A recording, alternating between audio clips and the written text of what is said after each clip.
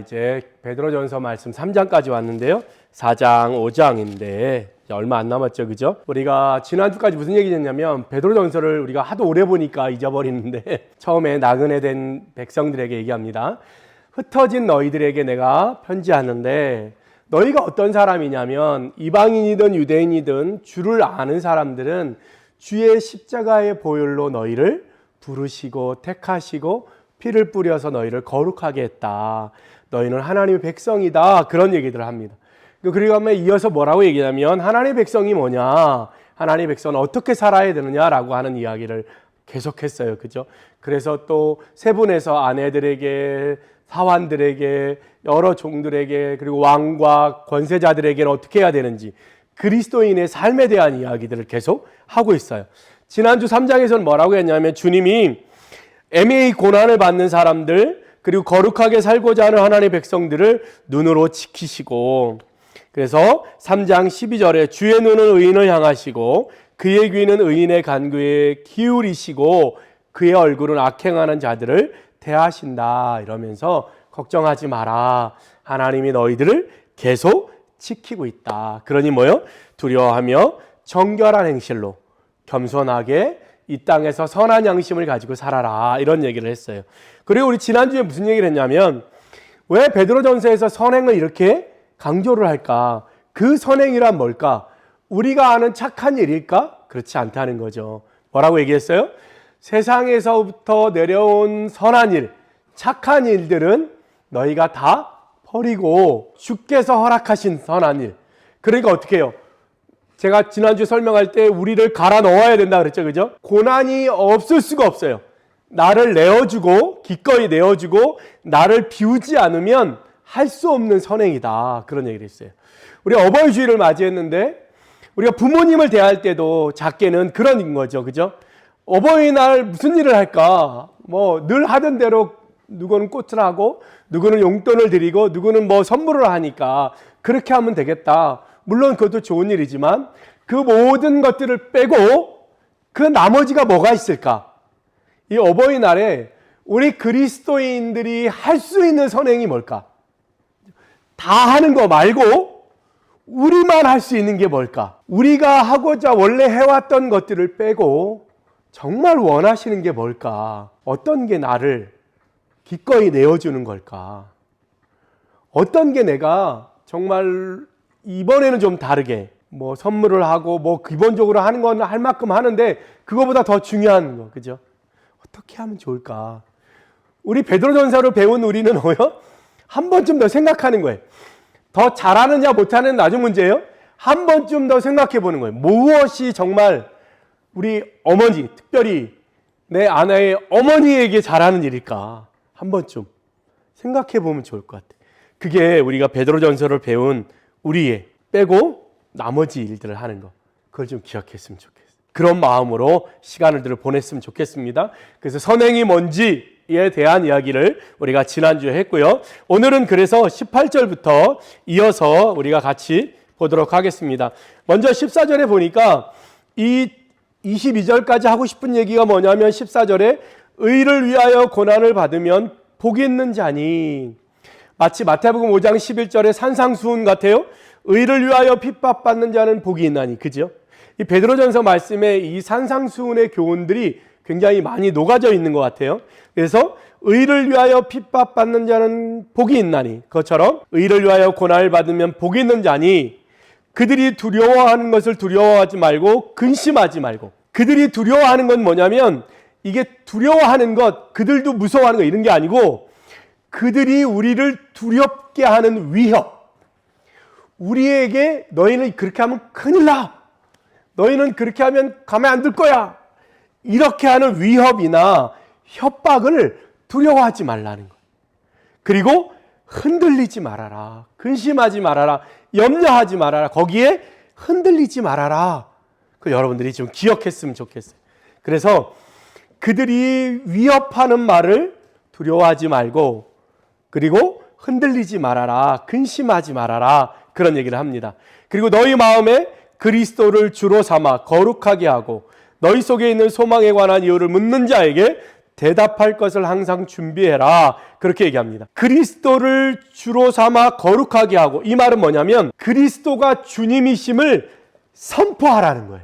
주님을 거룩하게 한다는 건 뭐예요? 내가 주님을 믿고 있음을 선포하라는 거예요.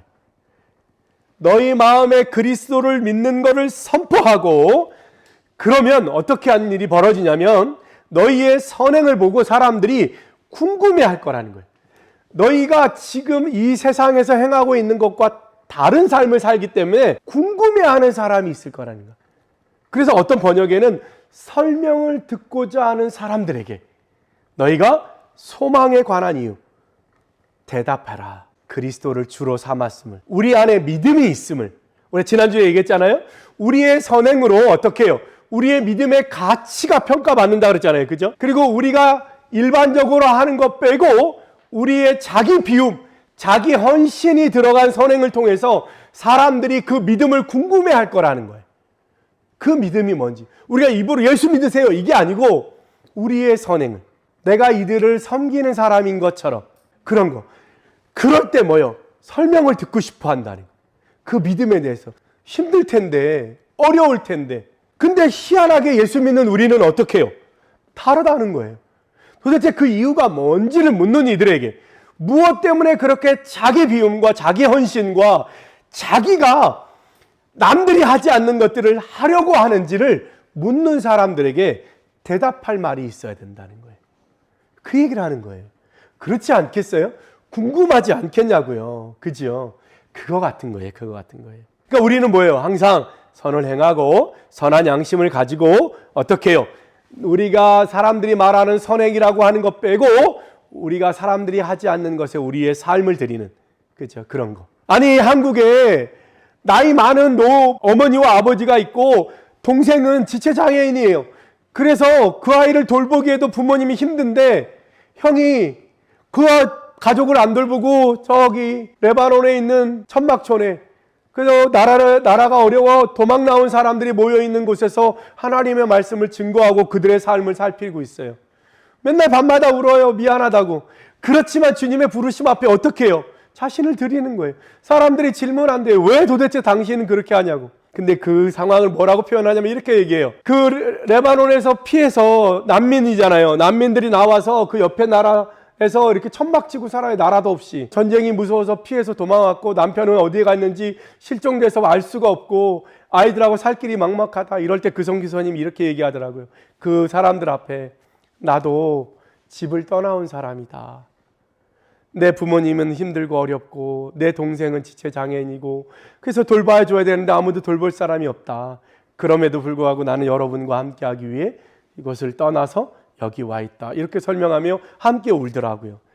그런 거예요. 그죠? 질문하는 이들에게 대답할 것을 준비하되 온유와 두려움으로 겸손과 하나님을 경외하는 마음으로 대답할 것을 준비해라. 이런 얘기를 합니다. 그 다음에 16절에 얘기합니다. 선한 양심을 가지라. 이는 그리스도 안에 너희의 선행을 욕하는 자들에게 도리어 부끄러움을 주게 될 것이라는 거예요. 이거를 유진 피터슨이 쓴 메시지 성경에 이렇게 표현했더라고요. 내가 선한 양심을 가지고 선한 행실을 하면 남들이 나를 비방해도 내가 흔들리지 않는다. 이렇게 표현했더라고요. 근데 그것도 일면 맞을 것 같아요. 그죠? 우리가 선한 양심을 가지면 그들이 우리를 아무리 비방해도 우리가 스스로 부끄러워지지 않는 거예요. 근데 원래 뜻은 뭐였냐면 그들이 우리를 비방하지만 우리의 선한 행실 때문에 결국 그들이 오히려 부끄러워질 거다. 너는 그렇게 살면서 이렇게 착하게 사는 사람들, 이렇게 선한 마음으로 사는 사람들 너희가 비방할 자격이 있느냐? 이렇게 될 것이라는, 오히려 부끄럽게 될 거다. 이런 표현이잖아요. 근데 유진 피터슨은 오히려 내적인 마음으로 내가 옳게 행하면 누가 나를 비방해도 나는 부끄러움이 없을 거다. 이렇게 표현했더라고요. 그것도 좋은 것 같아요. 그죠? 예, 그렇게 한다. 비방하는 일로 부끄러움을 당하게 될 거다. 17절에 선을 행함으로 고난받는 것이 하나님의 뜻일 때인데 악을 행함으로 고난받는 것보다 낫다. 낫다. 이거는 2장 20절에 보면 같은 얘기예요. 선을 행함으로 고난을 받고 참으며 이는 하나님 앞에 아름답다. 그 얘기를 하고 있는 거예요. 그래서 선을 행함으로 고난받는 것이 하나님의 뜻인데 악을 행하는 것보다 더 낫다. 18절에 그리스도께서 단번에 죄를 위하여, 그리스도를 예를 드는 거예요. 그리스도께서 단번에 죄를 위하여 죽으사 불의한 자를 대신하셨으니 이는 우리를 하나님 앞으로 인도하려 하심이라. 육체는 죽임을 당했으나 영혼은 살리심을 입었다. 이게 무슨 뜻이냐면 주님도 선을 행하는, 구원을 이루기 위해서 고난을 받으신 거예요. 십자가를 지신 거잖아요. 그래서 어떤 결과를 얻었냐면 사람들을 구원했다는 거예요. 이 말은 다른 말로 하면 너희가 선한 양심을 가지고 의로운 일에 고난을 당하면 그것 때문에 그것을 보는 사람들이 어떻게 해요? 구원을 받을 수 있다는 거예요. 어떻게 해요? 그 소망에 관하여 설명을 듣고 싶어 하다가 그 설명을 듣고 어떻게 해요?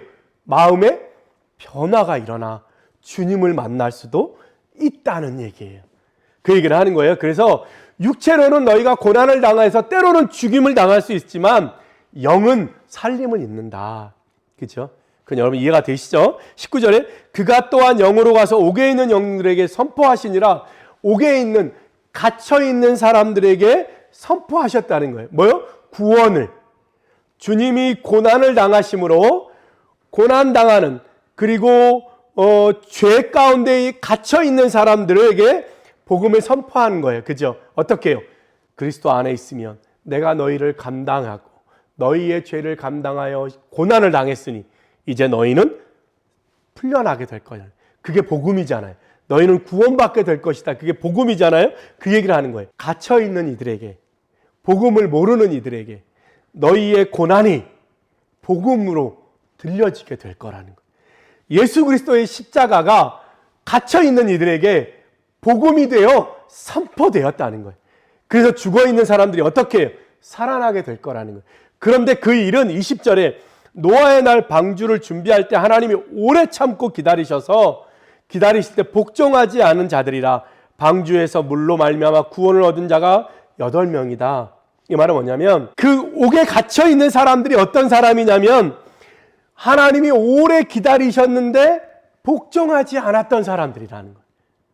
그러니까 너희들이 고난을 당하여 그것 때문에 선한 일들이 전해져서 복음이 돼서 누군가를 부를 수 있지만 많지는 않을 거라는 거라. 너희들이 고난을 겁나게 많이 당해서 진짜 막 몇백 명이 구원받을 것 같지만 그렇지 않다는 거예요. 겨우 8명이라는 거예요. 8명. 뭘로 말미암아? 물로. 그래서 21절에 물은 예수 그리스도께서 부활하심으로 말미암아 너희를 구원하는 편이 곧 세려라. 육체의 더러운 것을 제하여 버림이 아니요 하나님의 선한 양심의 강군이라. 이 말은 뭐냐면 노아의 방주 때 하나님이 오래 기다린 방주를 짓는 동안 120년이니 80년이니 이런 얘기들이 있지만 하여튼 굉장히 오랫동안 지었어요. 그런데 사람들이 그때 듣지 않았어요. 그래서 결국 그들이 어떻게 해요? 다 죽음을 당했죠. 그리고 노아와 8 식구만 방주에 들어감으로 구원을 받았잖아요. 그런데 그 모든 사람을 죽게 했던 그 물로 말미암아 물이 불순종하는 사람들에게는 죽음인데 순종하는 이들에게는 구원의 도구가 됐다는 거예요. 방주에 들어감으로 물 때문에 어떻게 해요? 그 물을 통과함으로, 그 홍수를 통과함으로 구원을 받았다는 거예요.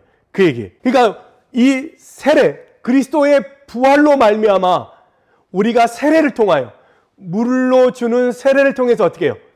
그 물이 우리의 고난이 때로는 우리가 행하는 모든 것들이 사람들 보기에 어떻게 해요? 하나님이 오래 기다려도 순종하지 않는 그 모습 속에.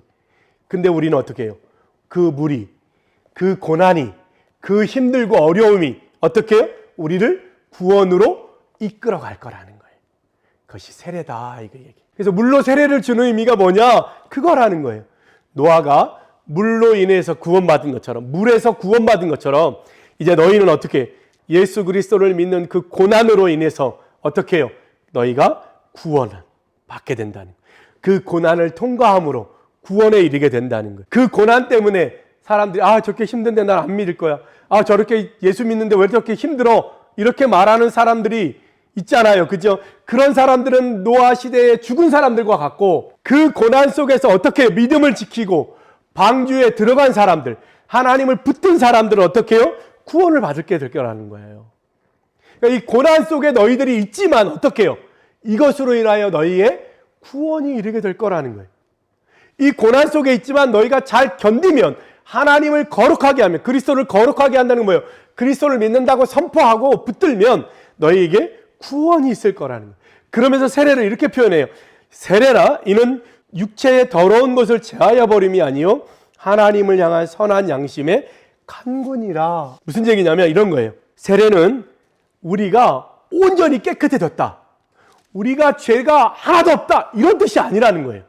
우리는 원래 죄인이에요. 세례를 받아도 죄를 짓고 죄인이에요. 근데 뭐예요? 세례는 그리스도를 향한, 하나님을 향한 선한 양심의 간군이라. 이 간구라는 말이 원래 뜻은 뭐냐면 서약하다, 이런 뜻이에요. 선서하다, 서약하다, 그런 뜻이에요. 그래서 어떻게 해요? 이제 나는 주님 앞에 주님과 함께 살기로 어떻게 해요? 서약한다. 이렇게 서약한다. 세례를 받아서 우리가 죄가 없어진다는 게 아니라 뭐예요? 하나님을 향하여 서약하는 거예요. 결단한다는 거예요. 고난을 받으면 어떻게 해요? 그 고난을 피해서 하나님을 버릴 것이냐, 그 고난을 통과하지만 하나님을 붙들 것이냐 라고 하는 결단, 서약이라는 거예요. 그래서 세례가 그런 거라는 거예요. 그러니까 여기 베드로전서를 읽으면서 우리가 기억해야 될 건, 이 고난을 받는, 예수를 믿는 것 때문에 고난받는 사람들에게 이 글을 지금 쓰고 있어요. 그러니까 뭐예요? 너희가 고난을 받지만 선한 양심을 가지고 선을 행하면, 이 고난을 견디면 그것 때문에 주변에 믿지 않는 불순종하는 이들이 혹 예수를 알게 될 수도 있고, 너희의 소망에 대해서 설명을 듣고자 하는 이들이 있을 때 너희가 설명을 해줘라. 예수 그리스도를 어떻게 해요? 자랑해라, 이런 얘기. 그리고 노아 때 물을 통과한 노아의 식구들이 구원받은 것처럼 너희가 이 고난 가운데 통과하면, 믿음으로 통과하면 너희의 몸은 여전히 죄인이지만 어떻게 해요? 그 고난을 통해서 어떻게 우리가 하나님과 함께 하겠습니다 라고 하는 서약, 결단, 믿음을 선포하게 된다는 거예요. 믿는 것 때문에 하나님이 구원하시는 거예요. 우리가 선하기 때문에 구원하는 게 아니에요. 죄가 완전히 없어졌기 때문에 선하다고 하시는 게 아니라 하나님과 함께 살기로 믿음으로 서약하는 거예요. 이제 나는 주님과만 함께 하겠습니다. 그거예요. 그러니까 이게 굉장히 중요한 단어예요. 서약한다. 예수님 함께 살겠습니다. 고난이 와도 주님과 함께 하겠습니다. 힘들어도 주님과 함께. 그러니까 예수 믿으면 사실 더 어려워져야 정답이에요. 예수 믿으면 왜 이렇게 인생 살기가 힘든지, 요만한 거에도 어떻게 해요? 조심하게 되는 거예요. 옛날에는 내 마음대로 살았어요. 거칠 게 없어요. 그래서 여러분, 세상에 있는 사람들이 그렇게 당당한 거예요. 거칠 게 없어요. 내 마음대로 살면 되는 거예요. 근데 우리는 어떻게 해요? 우리 마음대로 살 사람들이 아니에요. 주님을 날마다 바라봐야 돼요. 세상 사람들이 다 맞다고 하는데 우리는 그것이 틀리다라고 말하면서 고난의 길로 가야 되는 거예요. 그러니까 차라리 예수 안 믿을 때가 더 편했을지도 몰라요. 예수 안 믿을 때가 더 부자였을지도 몰라요. 옛날에 그냥 부자면 내 마음대로 먹고 살고 내 자식들 잘 먹으면 되는데, 예수 믿고 부자는 뭐예요? 내 자식들 잘 먹이자고 부자가 돼서는 안 되는 거예요. 예수를 믿는다는 건 이런 거예요. 고난 가운데로 우리가 들어가는 사람들, 고난 가운데로 우리가 어떻게 해요? 일부러 선택하며 가는 거예요. 그냥 애들 놔두면 잘 크겠죠. 알아서 크겠지. 내가 안 되면 나중에 뭘 해주지. 이럴 수 있어요. 그렇지만 우리는 그런 게 아니에요. 그냥 먹고 살기 위해서 이 아이가 크는 걸 원치 않는 거예요. 어떻게 해요? 하나님의 사람으로, 주의 백성으로, 이 땅에 하나님의 선함을, 주의 뜻을 드러내는 자녀로 살게 하라고. 그러니까 힘든데도, 그러니까 월급이 적은데도, 그러니까 미래가 보장되지 않는데도 우리 아이들을 그쪽으로 인도하는 거예요. 그런 마음. 그럴 때 어떻게 한다? 22절에 그는 하늘에 오르사, 예수 그리스도는 하늘에 오르사 하나님 우편에 앉아 계시니 천사들과 권세들과 능력들이 그에게 복종하느니라. 십자가를 지고 고난을 통과하신 예수 그리스도는 결국에 하나님 보좌의 우편에 앉으셔서 온 세상을 다스리는 권세자, 온 세상을 다스리는 구원자가 되셨다는 거예요. 그러니까 예수를 믿는 너희도 이 땅에서 고난과 어려움들이 있지만 결국 주님 앞에 가 주님이 그것을 알아줄 날이 있을 거라는 거예요. 그러니까 이 베드로전서를 읽는 사람들이, 고난을 당하는 사람들이, 예수 믿는다고 힘들어하는 사람들이 봤을 때 얼마나 위로가 되겠어요. 그죠? 이해가 되세요? 우리는 이 말씀을 보면서 좀 기억해야 될 게 있어요. 이 말씀이 우리에게 위로가 되고 희망이 되지 않는 이유는 뭐예요? 우리가 예수님 때문에 고난을 선택하지 않았다는 거예요. 우리가 예수님 때문에 고난을 받지 않기 때문에 이 말씀이 우리에게 소망이 되지 않는 거예요.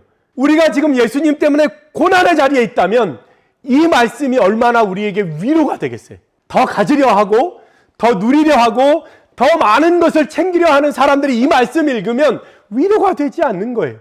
근데 어떻게 해요? 주를 위해서 고난의 자리에, 주를 위해서 선교지에서, 주를 위해서 낮은 자리에서 애쓰고 수고하는 사람들이 이 말씀을 읽으면 얼마나 큰 소망이 되겠어요. 예수 그리스도 십자가를 지심으로 구원하셨다면 우리가 이 작은 것 때문에 어느 이름 모를 나하고 상관없는 나라에 그 이름 없는 아이가 나의 이 헌신 때문에 그 아이의 삶이 바뀌고 그 아이가 예수 그리스도를 알게 되고 그 황무지와 같은 땅에서 하나님의 사람으로 일어서는 것을 보게 되지 않겠어요? 그걸 볼 때 이 말씀이 얼마나 소망이 되겠어요? 너희가 선한 양심을 가지고 그리스도와 함께 고난을 당하면 너희에게 하나님이 구원하는 그 도구가 되게 할 것이고 복음이 전파되는 도구가 되게 할 것이고 너희를 통해서 십자가의 구원의 역사가 드러나게 될 것이다. 그리고 언젠가 주님이 다시 오시는 날 여러분들을 하나님의 보좌 우편에 앉아 우리가 다 같이 모여 주님을 예배하는 그날 주님께 위로와 칭찬과 하나님께 이 상급을 받게 될 것이라고 하는 소망이 우리 안에 생기게 되는 거예요. 이 말씀을 읽으면 여러분 안에 소망이 있기를 소원합니다. 사람들이 여러분에게 와서 당신이 그렇게 살고 있는 이유가 뭡니까? 당신은 도대체 어떻게 해서 그런 인생을 살 수 있냐? 아니 그렇게 누려도 되는 사람이 왜 그걸 버리고, 아니 편하게 갈 수 있는 사람이 왜 그 길을 선택했어요? 왜? 무엇 때문에? 그렇다면 그것이 주님의 뜻이 되도록, 주님의 역사하심이 되도록 그 소망의 이유를, 예수 그리스도 때문에 고난받고 예수 그리스도 때문에 어려움 속에 있지 않으면 이 말씀이 소망이 되지 않아요. 이 말씀을 다시 읽으며 예수 그리스도가 나의 십자가와 그 고난이 나에게 소망이 될 때까지 우리는 더 낮아지고 더 비우고 더 우리의 것들을 내어놓고 기꺼이 내어주셨던 그분처럼 우리도 그렇게 살아가기를 예수님의 이름으로 축복합니다. 기도하겠습니다.